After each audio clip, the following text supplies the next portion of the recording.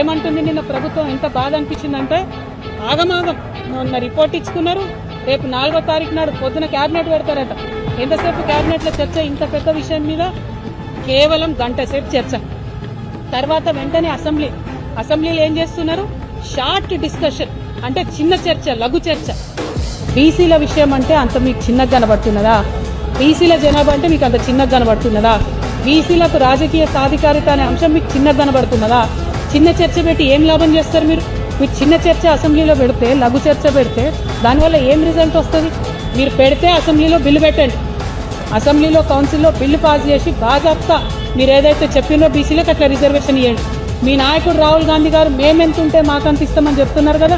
46.3% బీసీలు, 10% ముస్లింలు ఎవరైతే బీసీలు ఉన్నారో వాళ్ళు అందరు కలిపి 56.3% రిజర్వేషన్లు ఇవ్వండి, మీరు అమలు చేయండి. ఇది వల్ల మేము డిమాండ్ చేస్తా ఉన్నాం తెలంగాణ జాగృతి నుండి.